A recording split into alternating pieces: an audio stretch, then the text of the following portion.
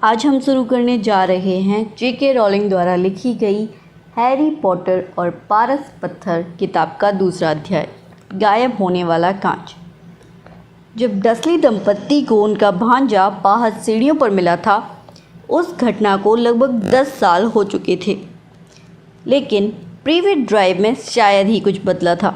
सूरज अब भी सामने वाले साफ सुथरे बगीचे की तरफ से निकलता था और डसली परिवार के दरवाजे पर लगी पीतल की नेम प्लेट पर लिखे 4 नंबर को चमकाता था। इसके बाद वो ड्राइंग रूम में घुसता था, जो लगभग वैसा ही था जैसा उस रात था जब मिस्टर डसली ने उल्लुओं के बारे में अनोखी खबर सुनी थी। केवल मेटल पीस पर रखे फ़ोटो ही सचमुच बता रहे थे कि कितना वक्त गुजर चुका था। 10 साल पहले वहाँ पर बड़ी गेंद जैसे एक मोटे गुलाबी बच्चे के बहुत से फ़ोटो थे, जिसने रंग बिरंगी टोपियाँ पहन रखी थी। लेकिन डडली डसली अब छोटा बच्चा नहीं था। अब फ़ोटो बता रहे थे कि सुनहरे बालों वाला एक मोटा तगड़ा लड़का अपनी पहली साइकिल पर सवार है, मेले में झूला झूल रहा है, अपने पिता के साथ कंप्यूटर गेम खेल रहा है। उसकी माँ उसे गले लगा रही हैं और चूम रही हैं। कमरे में ऐसी कोई निशानी नहीं थी जिससे ये पता चल सके कि घर में एक और बच्चा भी रहता है। लेकिन हैरी पॉटर अब भी वहीं था और इस समय सोया हुआ था। हालांकि वो ज़्यादा देर तक नहीं सो पाया। उसकी पेटूनिया आंटी जाग गई थी और उनकी तेज़ आवाज़ उस दिन घर में गूंजने वाली पहली आवाज़ थी। उठ, जल्दी उठ, सुना कि नहीं? हैरी चौंक कर जागा। उसकी आंटी ने एक बार फिर दरवाज़ा भड़बड़ाया। उठो, वे चीखें। हैरी को उनके कदमों की आवाज़ से समझ आ गया कि वे किचन की तरफ जा रही थीं और फिर उसे गैस पर फ्राइंग पैन रखने की आवाज़ सुनाई दी। हैरी करवट बदलकर पीठ के बल लेटा और उसने वो सपना याद करने की कोशिश की जो वह उठने से पहले देख रहा था। बड़ा प्यारा सपना था। उसमें मोटरसाइकिल उड़ रही थी। उसे ये अजीब सा एहसास हो रहा था जैसे ये सपना उसने पहले भी देखा था। उसकी आंटी दोबारा उसके दरवाजे के बाहर आ धमकी। अभी तक नहीं उठे? उन्होंने चिल्लाकर पूछा। उठ तो गया, हैरी ने जवाब दिया। तो फिर जल्दी से बाहर आओ। मैं चाहती हूँ कि तुम नाश्ते पर नज़र रखो और ध्यान रखना, जला मत देना। मैं डडली बेटे के बर्थडे पे हर चीज़ बढ़िया चाहती हूँ। हैरी के मुंह से आह निकल गई। क्या कहा तुमने? आंटी दरवाजे के बाहर से गुर्राईं। कुछ नहीं, कुछ नहीं। डडली का बर्थडे वो कैसे भूल सकता था? हैरी धीरे से बिस्तर से बाहर निकला और अपने मोज़े ढूंढने लगा जो उसे अपने बिस्तर के नीचे मिले। एक मोज़े में मकड़ी थी जिसे निकालने के बाद उसने मोज़े पहन लिए। हैरी को मकड़ियों के साथ रहने की आदत थी क्योंकि सीढ़ियों के नीचे की अलमारी में ढेर सारी मकड़ियाँ थीं और वो यहीं सोता था। जब उसने कपड़े पहन लिए तो वो हॉल से होता हुआ किचन में गया। डडली के बर्थडे के ढेर सारे तोहफों के नीचे टेबल लगभग पूरी तरह छुप गई थी। ऐसा लग रहा था जैसे डडली को वो नया कंप्यूटर मिल गया था जो उसे चाहिए था। इसके साथ ही उसे एक और टीवी मिल गया था, एक और racing bike. Dudley racing bike क्यों चाहता था, ये हैरी के लिए एक रहस्य था, क्योंकि डडली बहुत मोटा था और एक्सरसाइज से नफरत करता था, जब तक कि इसमें किसी को मुक्का मारना शामिल ना हो। डडली का प्रिय पंचिंग बैग हैरी था। हालांकि वो उसकी पकड़ में बहुत कम आता था। हैरी दिखता नहीं था, लेकिन वो बहुत तेज़ था। शायद ये अंधेरी अलमारी में रहने का परिणाम था कि हैरी अपनी उम्र के हिसाब से दुबला और छोटा रह गया था, लेकिन वो सच में जितना था उससे भी ज़्यादा दुबला और छोटा दिखता था, क्योंकि उसे हर समय डडली के पुराने कपड़े पहनने पड़ते थे और डडली उससे 4 गुना मोटा था। हैरी का चेहरा दुबला था, घुटने गांठदार, बाल काले और आंखें चमकदार हरी थी। वो गोल चश्मा पहनता था जिस पर बहुत सा सेलो टेप लगा रहता था, क्योंकि डडली उसकी नाक पर अक्सर मुक्के मारता था। हैरी को अपनी शक्ल सूरत में सिर्फ एक ही चीज़ पसंद थी, उसके माथे पर बना हुआ पतला निशान, जो ऐसा लगता था जैसे वहाँ पर बिजली गिरी हो। जब से उसने होश संभाला था तभी से वो इस निशान को देख रहा था और उसे याद था कि होश संभालने के बाद उसने पेटूनिया आंटी से पहला सवाल यही पूछा था कि उसके माथे पर ये निशान कैसे बना। उस कार एक्सीडेंट में जिसमें तुम्हारे माता पिता मरे थे, उन्होंने कहा था। और हाँ, सवाल मत पूछो। ये डर्सली परिवार में शांतिपूर्ण जीवन का पहला नियम था। जब हैरी नाश्ते को पलट रहा था तो वर्नन अंकल किचन में आए। बालों में कंघी करो, वे भौंके, जैसे उन्होंने हैरी को गुड मॉर्निंग की हो। सप्ताह में लगभग एक बार वर्नन अंकल अपने अखबार के ऊपर से देखते थे और चिल्लाते थे कि हैरी के बाल बहुत बढ़ गए हैं और उसे कटिंग की ज़रूरत है। उसकी क्लास में बाकी बच्चों की जितनी कटिंग होती थी उन सबको आपस में जोड़ भी दिया जाए तो भी हैरी की कटिंग उनसे ज़्यादा बार होती थी। हालांकि इससे कोई फ़र्क नहीं पड़ता था क्योंकि उसके बाल बहुत तेज़ी से बढ़ते थे। जब डडली अपनी माँ के साथ किचन में आया तो हैरी अंडे तल रहा था। डडली काफ़ी कुछ वर्नन अंकल जैसा दिखता था। बड़ा गुलाबी चेहरा, छोटी गर्दन, छोटी पानीदार नीली आँखें और मोटे सुनहरे बाल जो उसके मोटे सिर पर जमे हुए थे। पेटूनिया आंटी अक्सर कहती थी कि डडली किसी नन्हे देवदूत की तरह दिखता है। हैरी अक्सर कहता था कि डडली किसी सूअर की तरह दिखता है जिसने विग पहन रखी हो। हैरी ने अंडे और नाश्ते की प्लेटें टेबल पर लगा दी, जो आसान काम नहीं था क्योंकि वहाँ जगह बहुत कम थी। इस बीच डडली अपने तोहफे गिन रहा था। उसका चेहरा उतर गया। 36! उसने अपने मम्मी डैडी की तरफ घूरते हुए कहा, ये तो पिछली साल से 2 कम है। राजा बेटे, तुमने मार्ज आंटी का तोहफा तो गिना ही नहीं। देखो, वो मम्मी डैडी के बड़े तोहफे के नीचे छुपा है। ठीक है, तो 47 हुए, डडली ने कहा। ठीक है, तो 37 हुए, डडली ने कहा और उसका चेहरा लाल हो रहा था। हैरी को लगा कि डडली का नाटक अब शुरू होने ही वाला है और इसलिए वो नाश्ते को अपने मुंह में जितनी तेज़ी से भर सकता था भरने लगा, क्योंकि डडली टेबल भी पलट सकता था। जाहिर था पेटूनिया आंटी को भी खतरा दिख गया था क्योंकि वे जल्दी से बोली, और हम आज बाज़ार जाएंगे तो तुम्हारे लिए 2 और तोहफे ले आएंगे। ये कैसा रहेगा बेटू? 2 और तोहफे? अब तो ठीक है, डडली ने एक पल सोचा। ये बहुत मुश्किल काम था। अंत में वो धीमे से बोला, तो मेरे पास 37 और 2, 37 और 2, 39 मेरे लाडले, पेटूनिया आंटी बोली। ओह! डडली धम से बैठ गया और उसने अपने सबसे पास वाले पैकेट पर झपट्टा मारा। फिर ठीक है। वर्नन अंकल धीरे से हंसे। छोटा बदमाश अपने पैसे की पूरी कीमत वसूल करना चाहता है, बिल्कुल अपने डैडी की तरह। वाह मेरे बेटे, वाह डडली। उन्होंने डडली के बालों पर हाथ फेरा। उसी समय फ़ोन की घंटी बजी और पेटूनिया आंटी फ़ोन सुनने चली गई, जबकि हैरी और वर्नन अंकल इस बीच डडली को तोहफे खोलते हुए देखते रहे, जिनमें racing bike, video camera, remote control वाला हवाई जहाज़, 16 नए कंप्यूटर गेम और VCR शामिल था। जब वो एक सुनहरी कलाई घड़ी की पन्नी खोल रहा था तभी पेटूनिया आंटी फ़ोन सुनकर वापस आईं। उनके चेहरे पर गुस्सा भी थी और चिंता भी। बुरी खबर है वर्नन, वे बोली। मिसेस फिग का पैर टूट गया है, वे इसे अपने पास नहीं रख सकती। उन्होंने हैरी की तरफ सर झटकते हुए कहा। दहशत के मारे डडली का मुंह खुला रह गया, लेकिन हैरी का दिल तो बिल्लियों उछलने लगा। हर साल डडली के जन्मदिन पर अंकल आंटी डडली और उसके किसी दोस्त को दिन भर बाहर घुमाने ले जाते थे, यानी एडवेंचर पार्क, हैमबर्गर बार या फिल्म। हर साल हैरी को मिसेस फिग नाम की पागल बुढ़िया के पास छोड़ दिया जाता था, जो 2 गली दूर रहती थी। हैरी वहाँ जाने से बुरी तरह चिढ़ता था। वहाँ पूरे घर में पत्ता गोभी की बदबू भरी रहती थी और मिसेस फिग उसे ज़बरदस्ती उन बिल्लियों की फ़ोटो दिखाती थी जो उन्होंने कभी पाली थी। अब क्या होगा? पेटूनिया आंटी ने कहा।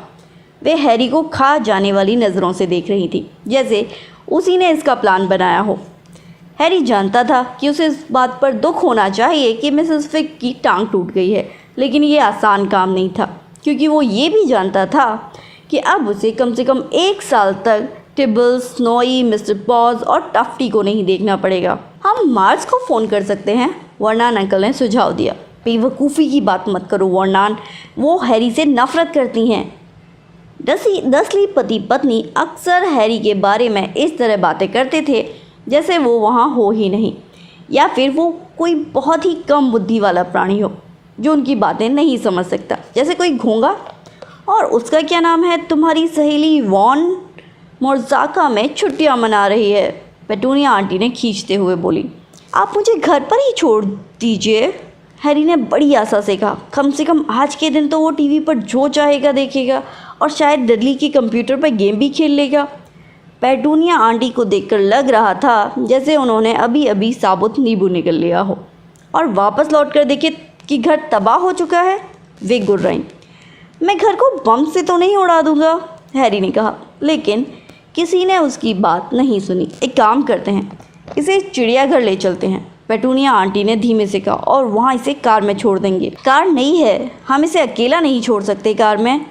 डडली गला फाड़कर रोने लगा। सच तो ये था कि वो रो नहीं रहा था, उसे सचमुच रोए तो बरसों हो चुके थे, लेकिन वो जानता था कि अगर वो मुंह बनाएगा और ज़ोर ज़ोर से रोने जैसी आवाज़ें निकालेगा तो उसकी माँ उसकी हर इच्छा पूरी कर देंगी। मेरे प्यारे दुलारे, रोना नहीं, मम्मी उसे तुम्हारा बर्थडे बर्बाद करने नहीं देंगी, वे चीखी और उसे बाहों में भर लिया। मैं नहीं चाहता कि वो साथ चले, डडली झूठ मूठ की ज़ोरदार सुबकियों के बीच चीखा। वो हमेशा हर चीज़ गड़बड़ कर देता है, उसने अपनी माँ की बाहों के बीच से झांकते हुए हैरी को चिढ़ाया। तभी दरवाजे की घंटी बजी। हे भगवान, वे लोग आ गए, पेटूनिया आंटी हड़बड़ाकर बोली। और एक पल बाद डडली का सबसे अच्छा दोस्त पियर्स पॉकिस अपनी माँ के साथ अंदर आ गया। पियर्स एक दुबला पतला लड़का था जिसका चेहरा चूहे जैसा था। जब डडली दूसरे बच्चों को मारता था तो आमतौर पर पियर्स ही उनके हाथ पीछे पकड़कर रखता था।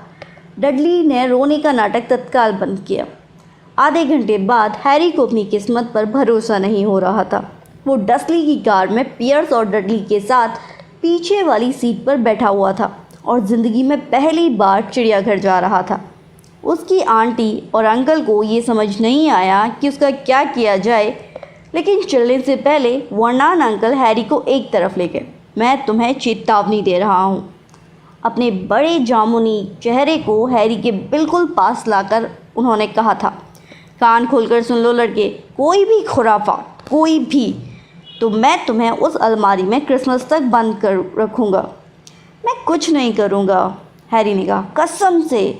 लेकिन वर्नान अंकल ने उसकी बात पर भरोसा नहीं किया। कोई कभी नहीं करता था। समस्या ये थी कि हैरी के साथ अक्सर अजीब चीज़ें होती थी और डसली परिवार को ये बताने से कोई फ़ायदा नहीं होता था कि उसने ये चीज़ नहीं की। एक बार पेटूनिया आंटी ये देखते देखते तंग आ गईं कि हैरी जब कटिंग कराकर लौटता था तो ऐसा लगता था जैसे नाई ने उसके बालों को छुआ ही ना हो। गुस्से में उन्होंने कैंची उठाई और हैरी के बाल इतने छोटे काट दिए कि वो लगभग गंजा हो गया। उन्होंने सिर्फ सामने की लट छोड़ दी थी ताकि उसका भयानक निशान छुप जाए। डडली तो हैरी को देखकर हंसते हंसते लोटपोट हो गया। उस रात हैरी को ये सोच कर नींद नहीं आई कि अगले दिन स्कूल में उसका क्या होगा। वहाँ पर वैसे भी सभी लोग उसके ढीले ढाले कपड़े और सेलो टेप लगे चश्मे को देखकर उसका मजाक उड़ाते थे। फिलहाल अगली सुबह जब वो उठा तो उसने देखा कि उसके बाल उतने ही बड़े हो गए थे जितने पेटूनिया आंटी के काटने से पहले थे। इस बात के लिए उसे 1 सप्ताह तक अलमारी में बंद रहने की सज़ा दी गई। हालांकि उसने ये समझाने की लाख कोशिश की कि उसे क्या मालूम कि उसके बाल इतनी जल्दी कैसे बढ़ गए। एक बार पेटूनिया आंटी उसे डडली का पुराना और बुरा सा दिखने वाला स्वेटर पहनाने की कोशिश कर रही थी। उन्होंने उसके सिर में स्वेटर घुसाने की जितनी कोशिश की वो उतना ही छोटा होता चला गया और अंत में इतना छोटा हो गया कि वो किसी दस्ताने की तरह हाथ में तो घुस सकता था, लेकिन हैरी के सिर में नहीं। पेटूनिया आंटी ने सोचा स्वेटर धुलाई में सिकुड़ गया होगा और हैरी को इससे बड़ी राहत मिली कि उसे सज़ा नहीं मिली। लेकिन एक बार वो बहुत परेशानी में पड़ गया जब वो स्कूल के किचन की छत पर पहुंच गया था। डडली का गैंग हर दिन की तरह उस दिन भी उसका पीछा कर रहा था और बाकी लोगों के साथ साथ खुद भी हैरी ये देखकर हैरान रह गया कि वो चमनी पर बैठा हुआ है। हैरी की प्रिंसिपल ने बहुत गुस्से में डसली परिवार को पत्र लिखा कि हैरी स्कूल की इमारत पर चढ़ने की कोशिश कर रहा है, लेकिन उसने तो सिर्फ ये कोशिश की थी कि वो किचन के बाहर रखे बड़े कूड़ेदान के पीछे छलांग लगा दे। हैरी ने सोचा कि शायद तेज़ हवा के झोंके ने उसकी छलांग के बीच में ही उसे उठा लिया, लेकिन आज कोई गड़बड़ नहीं होगी। डडली और पियर्स के साथ दिन गुजारना भी बहुत बड़ी बात थी, जब वह जगह स्कूल, उसकी अलमारी या पत्ता गोभी की बदबू से भरा मिसेस फिग का ड्राइंग रूम ना हो। गाड़ी चलते समय वर्नन अंकल पेटूनिया आंटी के सामने सबको कोस रहे थे। कोसना उनका फेवरेट काम था। ऑफिस के लोग, हैरी, म्यूनिसिपैलिटी, हैरी, बैंक और हैरी उनके कुछ प्रिय शौक थे। गाड़ी चलाते समय वर्नन अंकल पेटूनिया आंटी के सामने सबको कोस रहे थे। कोसना उनका प्रिय शौक था। ऑफिस के लोग, हैरी, म्यूनिसिपैलिटी, हैरी, बैंक और हैरी उनके कुछ प्रिय विषय थे। आज सुबह ये विषय था मोटरसाइकिल। जब एक मोटरसाइकिल उनकी गाड़ी के आगे निकल गई तो वे बोले, जवान आवारा लोग पागलों की तरह अंधाधुंध गाड़ी भगाते हैं। मैंने सपने में एक मोटरसाइकिल देखी थी। हैरी को अचानक याद आया और उसने कहा, वो उड़ रही थी। वर्नन अंकल ने आगे वाली कार में लगभग टक्कर मार दी।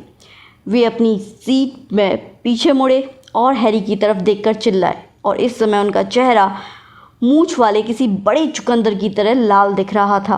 मोटरसाइकिल उड़ नहीं सकती। डडली और पियर्स ही करने लगे। मैं जानता हूँ मोटरसाइकिल नहीं उड़ सकती, हैरी ने कहा। ये तो बस एक सपना था। लेकिन वो सोच रहा था कि काश उसने ये नहीं कहा होता। अगर डसली परिवार सवाल पूछने से भी ज़्यादा किसी बात से चिढ़ता था तो ऐसा तब होता था जब हैरी बोलता था कि कोई चीज़ उस तरह हो रही है जिस तरह उसे नहीं होना चाहिए, चाहे वो सपने में या कार्टून में ही क्यों ना हो। उन्हें लगता था कि इससे उसके दिमाग में खतरनाक विचार आ जाएंगे। आज बहुत सुहावना शनिवार होने की वजह से चिड़ियाघर में बहुत से परिवारों की भीड़ थी। डसली ने गेट के बाहर डडली और पियर्स को बड़ी चॉकलेट आइसक्रीम दिलवाई और फिर वे हैरी को जल्दी से वहां से हटा पाते इससे पहले ही वैन में मुस्कुराती हुई महिला ने, जो कि हैरी से पूछ लिया कि उसे क्या चाहिए, इसीलिए उन्हें मन मारकर उसे एक सस्ती सी लेमन आइसक्रीम दिलवानी पड़ी, जिसे चूसते हुए हैरी ने सोचा ये भी उतनी बुरी नहीं थी। तभी उसने देखा एक गोरिल्ला अपना सर खुजा रहा था और डडली से काफ़ी मिलता जुलता दिख रहा था, सिवाय इसके कि गोरिल्ला के बाल सुनहरे नहीं थे। बहुत लंबे समय बाद हैरी की सुबह इतनी अच्छी गुजरी थी। वो इस बात का ध्यान रख रहा था कि डसली परिवार से थोड़ा दूर चले, ताकि डडली और पियर्स, जो लंच टाइम तक जानवरों को देख देख कर बोर होने लगे थे, कहीं उसे मारने का अपना प्रिय शौक शुरू न कर दें। उन्होंने चिड़ियाघर के रेस्टोरेंट में लंच किया और इसके बाद डडली एक बार फिर हंगामा खड़ा करने लगा क्योंकि उसकी फ्रूट आइसक्रीम ख़त्म हो गई थी। इस पर वर्नन अंकल ने उसे एक और आइसक्रीम दिला दी और हैरी को उसकी पहली वाली आइसक्रीम ख़त्म करने की सलाह दी। हैरी ने बाद में सोचा उसे पता होना चाहिए था कि इतना अच्छा समय ज़्यादा देर तक नहीं चलता। लंच के बाद वे लोग चिड़ियाघर के नाग भवन में गए। यहाँ ठंडक और अंधेरा था और दीवारों पर लगी खिड़कियों पर रोशनी थी। कांच के पीछे कई तरह की छिपकलियाँ और सांप थे जो लकड़ी और पत्थर के टुकड़ों पर फिसल और चढ़ रहे थे। डडली और पियर्स बड़े जहरीले कोबरा और आदमी को चकनाचूर करने वाले मोटे अजगर को देखना चाहते थे। डडली ने वहाँ के सबसे बड़े सांप को जल्द ही ढूंढ लिया। वो वर्नन अंकल की कार के चारों तरफ अपने शरीर को 2 बार लपेटकर कार को किसी कचरा पेटी की तरह चकनाचूर कर सकता था, लेकिन इस वक्त वो ऐसा करने के मूड में नहीं दिख रहा था। सच तो ये था कि वो गहरी नींद में सो रहा था। डडली कांच पर अपनी नाक गड़ाकर खड़ा रहा और सांप की चमकदार भूरी कुंडलियों को देखता रहा। इसे उठाओ, उसने अपने पिता से झल्लाते हुए कहा। वर्नन अंकल ने कांच पर ठक ठक की, लेकिन सांप हिला तक नहीं। एक बार और करो, डडली ने ऑर्डर जमाया। वर्नन अंकल ने अपनी उंगलियों के पिछले हिस्से से कांच को बढ़िया तरीके से ठोका, लेकिन सांप फिर भी सोता रहा। कितना बोरिंग है, डडली ने आह भरी और पैर पटकते हुए दूर चला गया। हैरी कांच के सामने आया और उसने सांप को उत्सुकता से देखा। कोई ताज्जुब नहीं कि बेचारा सांप बोरियत के मारे ही मर जाए।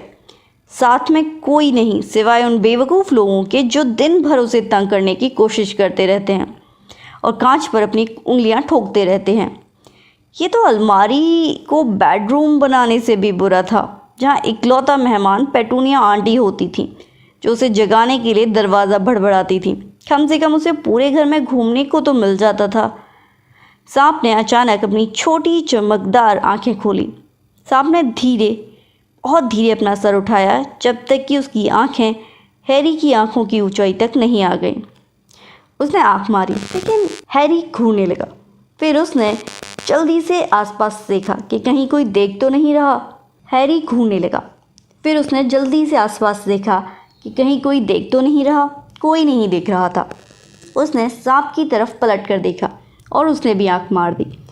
सांप ने वर्नॉन अंकल और डडली की तरफ सिर को झटक दिया और अपनी आंखें छत की तरफ उठाईं।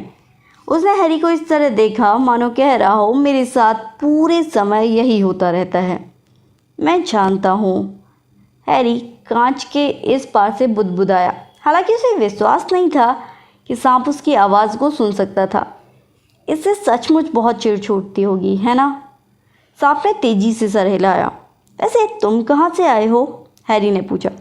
सांप ने अपनी पूंछ कांच के पास लगे एक छोटे साइन बोर्ड पर मारी। हैरी ने इसे पढ़ा, बोआ कॉन्स्ट्रिक्टर, ब्राज़ील। क्या वहाँ पर अच्छा लगता था? सांप ने एक बार फिर उसी साइन बोर्ड पर अपनी पूंछ मारी और हैरी ने पढ़ा, ये सांप चिड़ियाघर में पैदा हुआ था। अच्छा, मैं समझ गया, तुम कभी ब्राज़ील में नहीं रहे, है ना? जैसे ही सांप ने अपना सिर हिलाया, हैरी के पीछे से कान फोड़ू आवाज़ आई, जिसे सुनकर वे दोनों उछल पड़े। डडली, मिस्टर डस्टली, आइए और इस सांप को देखिए। आपको विश्वास नहीं होगा कि ये क्या कर रहा है। डडली जितनी तेज़ी से आ सकता था उनकी तरफ लुढ़कता हुआ आया। तुम अलग हटो, उसने हैरी की पसलियों में घूंसा मारते हुए कहा। अचानक हमले से हैरान हैरी कंक्रीट के फर्श पर धड़ाम से गिर गया। आगे जो हुआ वो इतनी तेज़ी से हुआ कि कोई भी नहीं देख पाया कि ये कैसे हुआ। एक पल पहले तक पियर्स और डडली कांच के करीब उससे टिके खड़े थे और दूसरे ही पल वे दहशत में चीखते हुए पीछे की तरफ उछल पड़े। हैरी बैठ गया और हाँफने लगा। सांप के सामने वाला कांच गायब हो गया था। सांप अब तेज़ी से अपनी कुंडली खोल रहा था और फर्श पर फिसल रहा था। पूरे नाग भवन में लोग चीखने लगे और बाहर दरवाजे की तरफ भागने लगे। जब सांप उसके पास से तेजी से सरसराता हुआ गया तो हैरी कसम खाकर कह सकता था कि उसने धीमे से फुफकारते हुए कहा, ब्राज़ील, मैं आ रहा हूँ। शुक्रिया दोस्त। नाग भवन का पहरेदार सदमे में था, लेकिन कांच, वो बार बार कह रहा था, कांच कहाँ गया?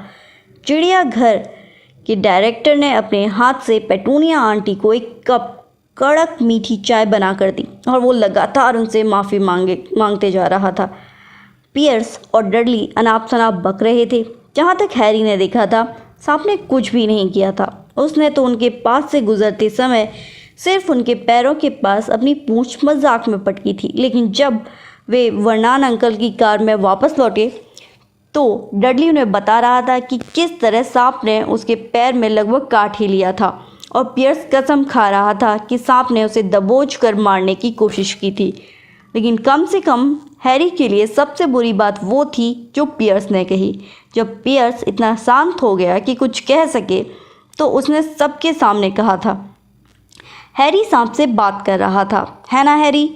वर्नॉन अंकल ने तब तक इंतज़ार किया जब तक पियर्स उनके घर से चला नहीं गया और इसके बाद वे हैरी पर जमकर बरसे। वे इतने गुस्से में थे कि उनके मुंह से शब्द मुश्किल से निकल रहे थे। वे सिर्फ इतना कह पाए, जाओ अलमारी में वहीं रहो, कोई खाना नहीं। इतना कहने के बाद वे कुर्सी पर गिर पड़े और पेटूनिया आंटी को भागकर उनके लिए ब्रांडी का एक बड़ा पैक लाना पड़ा। हैरी काफ़ी देर तक अपनी अंधेरी अलमारी में पड़ा रहा। वो सोच रहा था काश उसके पास घड़ी होती। वो नहीं जानता था कि कितने बजे थे और इसीलिए वो यकीन से नहीं कह सकता था कि डस्ली परिवार अभी सो गया होगा या नहीं। तब जब तक वो नहीं हैरी काफ़ी देर तक अपनी अंधेरी अलमारी में पड़ा रहा।